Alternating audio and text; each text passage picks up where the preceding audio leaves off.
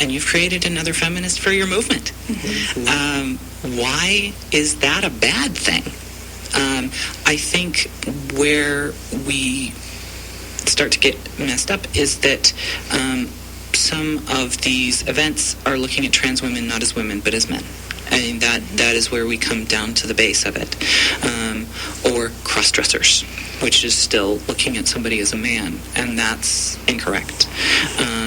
A trans woman was never a man, despite sometimes best attempts at forcing the issue and trying really hard to be a man, but never ever was. Never. And when you say man, we're talking about gender identity and gender expression, possibly expression, but gender identity. Definitely gender identity. Who you feel to be on the inside likely has been that way always. Whether you recognized it in yourself or were blissfully ignorant, I don't know, or just didn't notice, or, what have you. Like, for me, I did not notice how different I was as a child. I noticed that I was weird and a little bit different, but I didn't know why. I couldn't pinpoint it. And it was very upsetting to me because all of these other people seemed to recognize something in me that I didn't, and I didn't get. Being as it's, just slightly to the middle versus all the way different, I suppose it makes sense that it was a little harder to pin down. I think had I identified, or if I did identify as male versus female, there's certainly a broader gap between the two, perhaps, than if we were looking at a spectrum between female and somewhere in the middle, androgynous or non-binary, not to throw out too many glossary terms. But, the difference between female and just being in the middle versus female and male, there's definitely a larger difference. I think I got sidetracked.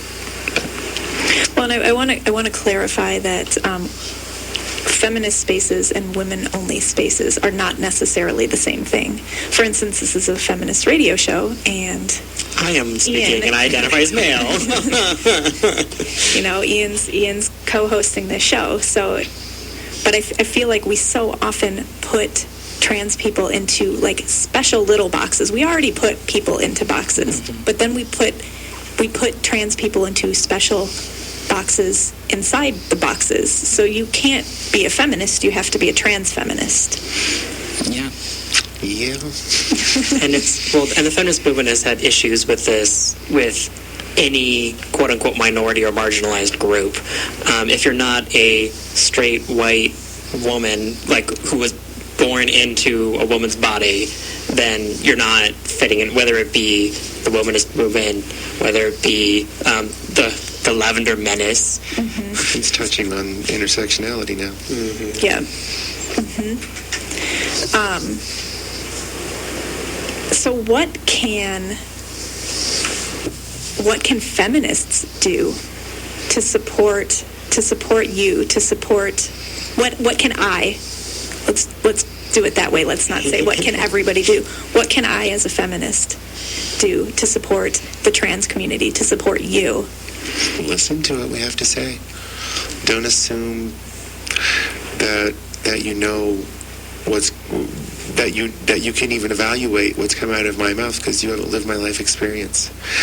My experience is vastly different than the normal experience, and if I'm stating something about my identity and my beliefs, it's coming from a pretty solid place. I mean, it's what I've lived and what I've experienced, and it's so far out of the normal human experience that you really have no point of reference. So as long as we're operating in good faith and nobody's causing any harm, trust me when I say that I take feminist issues at heart. Trust me when I say that I'm not a threat to you in your space, because I'm not.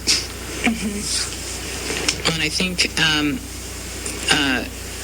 educating yourself, and your children. And your children. I am here on the radio today because I'm choosing to try to have this be an educational opportunity. The person walking down the street who you may go, oh, that's a transgender person, I'm going to ask them all the questions on my mind. They did not choose to be part of your educational experience. They did not make that choice. So leave them be. Go to Google. Go to susansplace.org. No, just Susan. It's just Susan's? Just Susan's. Okay. Or laurasplayground.org or com or something. Google it. Those are two online forums where allies are welcome to ask respectful questions, to take in more information. Listening, reading before asking is highly advisable. Come on down to Spokane Trans People groups.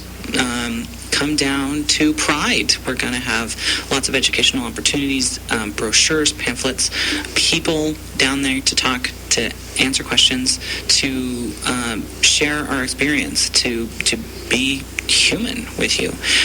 So those are the best ways. I think trying to break down in your own mind groups and labels and instead go people and individuals. If you could break it down that way rather than men, women, feminist, gay, lesbian, let's make it a little bit more simple. It really changing your own mind and changing the way that you choose to think and kind of view people only benefits the world. That's excellent.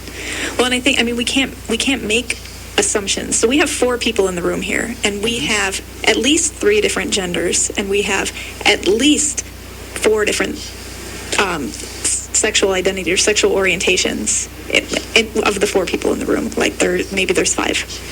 There's,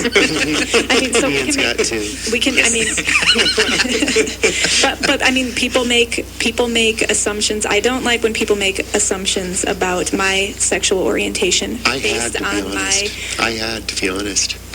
Yeah, I was surprised when you said that you had. I was surprised when you said you had a husband. Which doesn't necessarily reflect my sexual orientation either. Exactly. So then for me to walk down the street and make assumptions about somebody who I think might be trans is it's the same thing. It's approaching that feminine appearing man or that masculine appearing woman and going, hey, I just heard on the radio you're trans, right? That's going to be really insulting. I promise. That's going to be really, really insulting. And just like Ian was talking about with the umbrella, we have many identities that we have. So many identities that go under the umbrella, but that doesn't necessarily mean that an individual that identifies as a masculine woman or a transsexual woman or a feminine man, that doesn't mean that they feel of themselves that they are part of the larger transgender group. They can identify however they choose, and whether or not they as an individual want to be part of the larger community of transgender people, that's entirely up to them as an individual, which is why, it's important not to co-opt any identity. It is. Mm-hmm. It is. Everybody's identity is their own, and they choose whether or not they'd like to be part of the larger, broader community or not. And on the same token there, and so we don't want to co-opt people's identities, we also don't want to tokenize it. So again, my question is, what can I do to support the community? Is your 2 answers are happening. So we're the media, because this is radio, but portrayals of trans people in the media are terrible, problematic. Very. My very first exposure to a transgender style character in a movie was the movie Dressed to Kill that was put out in the 70s. Oh, it was terrible. The trans woman in the movie turned out to be the murderer. Of course. And then Norman Bates, he was dressing up his mom, so... And more recently, ticked off trannies with knives. I don't even have to explain the basis of the movie to you. There it is, right there. It's horrible. It's horrible.